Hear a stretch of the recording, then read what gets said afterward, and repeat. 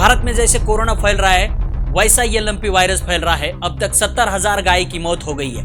भारत के बहुत राज्यों में गाय की मौत से पशु उत्पादक का नुकसान हो गया है। इसका असर दूध पर भी पड़ने वाला है। भले दूध के दाम बढ़े होंगे मगर बाद में दूध का बहुत बड़ा शॉर्टेज होने वाला है। मगर ये वायरस ज्यादा फैल जाने की वजह से बहुत बड़ा संकट भी आ सकता है। ये वायरस बात करें तो सभी राज्यों में फैल चुका है। अगर इस वायरस को जल्दी नहीं रोका गया तो इसका असर भारत पर पड़ने वाला है। अगर इस वायरस को जल्दी नहीं रोका गया तो क्या हो जाएगा? गाय या भैंस के दूध पीने पर इंसान संक्रमित हो सकता है या नहीं? क्या इस लंपी बीमारी का इंसान पर क्या असर होगा? आने वाले समय में ये लंपी वायरस भारत में कितनी तबाही मचाएगा और इसका भारत देश को कितना नुकसान होगा? आइए जानते हैं इस पूरे वीडियो में। बात करेंगे हम लंपी के बारे में। नमस्कार दोस्तों, आज बात करेंगे हम लंपी वायरस के बारे में। इस वायरस में पूरे भारत को संकट में डाला है। जैसे कोरोना ने नींद हराम की थी वैसे इस लंपी वायरस ने की है। इस वायरस की वजह से लोगों में डर पैदा हो चुका है। इसका असर दूध पर भी पड़ चुका है। दूध का यूज करने वाले सभी लोग इससे डर चुके हैं। किसान और दूध उत्पादक में डर का माहौल है। अब तक राजस्थान में हजारों पशुओं की मौत हो गई है। बहुत ही जानवरों को इस लंपी वायरस में अपने चपेट में लिया है। इस वायरस को लेकर भारत और इतर राज्यों में बहुत चिंता है। हर कोई ये जानने की कोशिश कर रहा है कि ये वायरस इंसान को भी हो सकता है या नहीं। लोग पहले ही कोरोना से और मंकी पॉक्स से जैसे इन्फेक्शन को लेकर दहशत में है। हर कोई ये जानने की कोशिश कर रहा है कि ये वायरस इंसान को होगा या नहीं। पहले कोरोना आया था, बाद में ये मंकी पॉक्स से लोग परेशान है। अब और ये लंपी वायरस ने लोगों की नींद हराम कर दी है। पशुओं की मौत होने की वजह से दूध उत्पादक और किसानों को आर्थिक भुगतान पड़ चुका है।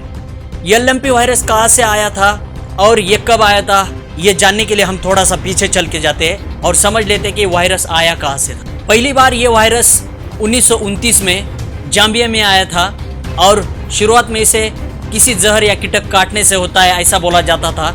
ये वायरस बोत्सवाना, जिम्बाब्वे और दक्षिण अफ्रीका में 1943 और 1945 के बीच में भी आया था। जब 1949 में दक्षिण अफ्रीका में एक पेंजुटिक प्रकोप में लगभग 8 मिलियन पशुओं पर इसका असर हो चुका था। दोस्तों, ये वायरस को LSD कहा जाता था और ये 1950 और 1980 के दशक में पूरे अफ्रीका में फैला था, जिसने केन्या, सूडान, तांजानिया, सोमालिया और कैमरून इसका संक्रमण हो चुका था। साल 1990 में इस्राइल में इसका प्रकोप हुआ था।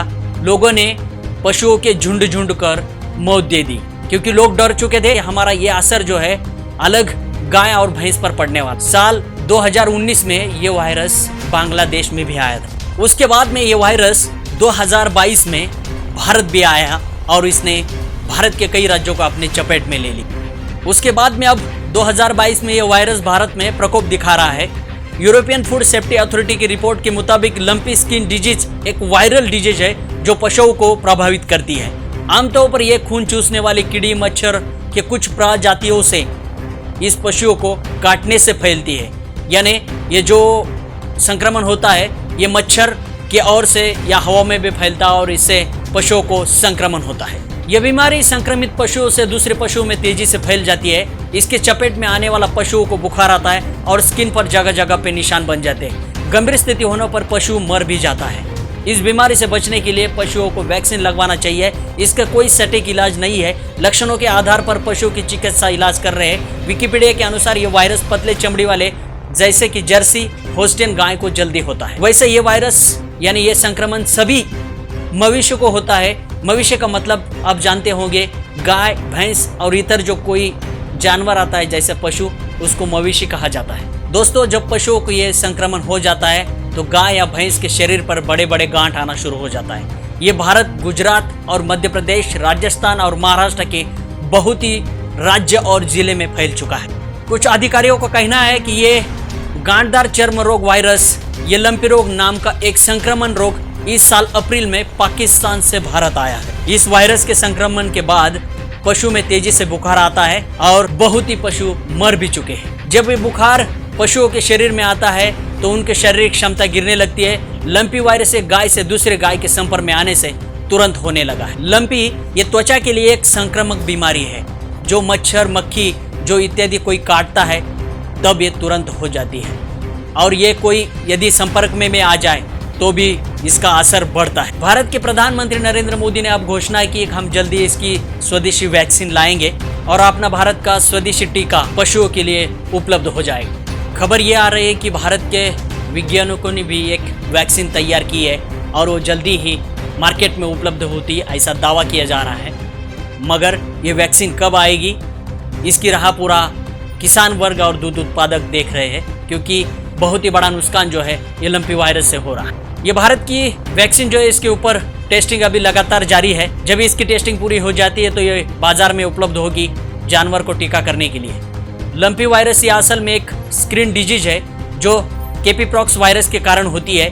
बीमारी गाय और भैंसों को होती है। लंपी वायरस ये संक्रमण जो है अब तक किसी इंसान को नहीं हुआ, ऐसी कोई भी खबर अब तक नहीं आई। हम अब बात करेंगे दूध के बारे में, या दूध पीने से किसी आदमी को इसका संक्रमण होगा या लंपी वायरस में कोई आदमी चपेट में आएगा। दोस्तों, सबके मन में ये सवाल आता होगा कि दूध सभी जगह पर यूज होता है। डॉक्टर के रिपोर्ट के अनुसार दूध जब डेयरी पे जाता है तो उसे गर्म किया जाता है कि उसमें कोई जंतु नहीं रह सकते। अगर कोई जंतु रहा भी तो उसमें वो जंतु इतने टेम्परेचर में मर जाएंगे। और किसी घर में तबेले से दूध आता है तो वो घर वाले उस दूध को इतना गर्म करे कि उसमें से कोई जंतु जीवित ना रहे। अगर ये जंतु गाय और भैंस के शरीर में रहते हैं तो ये काम करते हैं, अगर ये शरीर के बाहर आ जाए तो ये मरने की ही बराबर। मगर जब तक शरीर में रहते हैं वो बहुत रफ्तार से काम करते हैं और पशुओं को खोखला बना देते हैं। दोस्तों, ये थी लंपी के बारे में छोटी सी जानकारी, और ये लंपी बीमारी आगे ना बढ़े इसीलिए हम सब सावधान रहे